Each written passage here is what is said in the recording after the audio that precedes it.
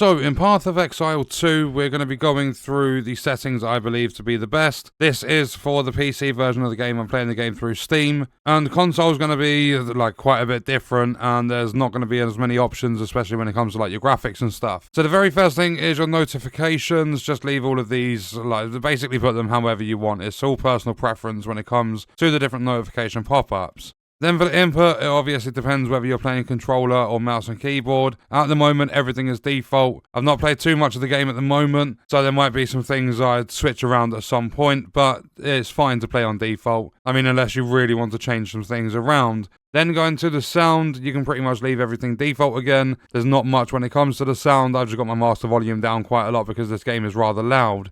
And then when it comes to the interface, if we scroll all the way to the top, we have the language and then the chat language. I've got a profanity filter on. I've got quest tracking. It's going to show a list of your current quest objectives on the right side of your screen. I would say that's a very, very important one to have on. And it's on by default, so you don't need to worry about turning it on. You can show the clock if you want to. And you've got a bunch of other things there. I try not to interact with this. I don't know if it's going to happen to you, but whenever I try and hide my login email, even though it's not that important, I just wanted to like basically turn that on. Every time I've tried, it's crashed my game back to desktop. So I don't know if you want to try it. It like may cause crashing. And then moving down slightly to the map, you want to show the corner map so that you get like a little mini map in the top right of your screen. It's going to help you with your navigation and stuff. Then auto center map, that's personal preference. Landscape transparency, I've turned it down a little bit, and map transparency, I've turned it up a little bit, just to kind of like help with navigation as well. Then map zoom, I've left it on default. Show ally names, you want that on so that you can see allies and point of interest as well. And then you don't need to worry about hiding map overlay mods or anything like that. Screen shake, I've turned it off, I can't stand that stuff. However, I've left on the camera rotation effects. I'm going to see how they make a difference on and off, and then I'll decide. Like, these settings are obviously going to all be personal preference, but I'm just going to be running some tests and stuff in the future to see whether I like the camera rotation effects or not. But for the time being, I've left them on. Then when it comes to items, you want to turn on to always show your sockets, and you want to see full descriptions when there are items on the ground, because it's going to give you a better idea of if you like if you want to actually pick something up or not. And then hide in the remove only tabs, it just removes the stash tabs from the stash panel. And support gem utility pop-up, it shows a supportable skills list when you hover over a support gem, so very good for beginners. And then scrolling down a little bit more under gameplay, we've got the life and mana levels. This is something I'm interested in seeing. They are going to show above your life and mana orbs at all times. And then when it comes to hiding your life and your mana reservation, I've left this one off. And that's just because, like, for my first 10, maybe 20 hours or something, I want as much stuff on screen as I can possibly have, just so that I get a better understanding of how everything works. And what this one's going to do is visually hide your life and mana reservation, so your actual usable life and mana are scaled to fill your entire orbs. Then show flask buffs, I highly recommend this. You can see which buffs you've got active. And the same with the aura icons. You're going to see each of your persistent buffs. Then show the mini life bar above you. I would always have that on. And then show the mini life bar above NPCs. I've gone allies and enemies because I want to see those life bars. And then pretty much the rest of this is just like on and off by default. So show monster resistance icons. I want to see those. Always highlight. So items and objects such as chests and waypoints will always be highlighted. That's a really, really important one for me personally. And then with the mouse cursor, I've just changed it to green because obviously there's a lot going on the screen like most of the time when you're playing a game like PoE 2. But you have a bunch of different options in here. You can have it pink and everything like that. You can have high contrast, and then you can make it large if you want to so that you can see it better. I've just kept it on medium for the time being. And then enable the hover cursor. Then the navigation tooltips are going to be helpful for when you are beginning. So it shows your possible actions when you're mousing over items. And then with chat, I've turned off all the global chat and everything. I've kept on the timestamps though, and I've got output dialogue. And then now in the game tab, the item filter, there are none available at the moment. However, you probably want one of those on when they are available.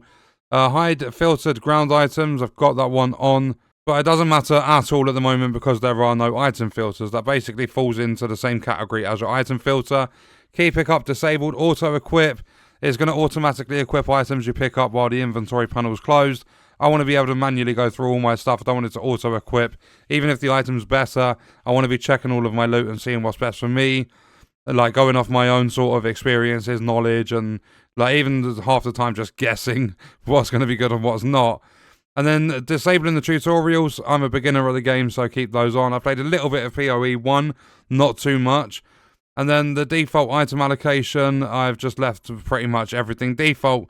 I've got the restrictions on, and they are going to prevent engraving skill gems that you're unable to socket or already have socketed, and prevent equipping items into a slot that would result in disabling the socketed skills. So that is your game tab, and now the final one into graphics. You'll see at the top right in the menu I'm sitting at about 160 FPS.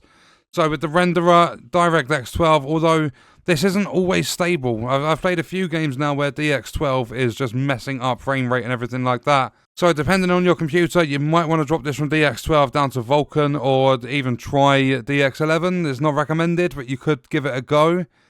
And then display, I've got my 4080 Super. I'm in windowed full screen. I like the idea of being able to move my cursor off the screen.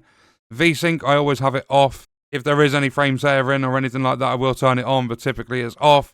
Your dynamic resolution, I've left that on. I'm playing at 1920 1080.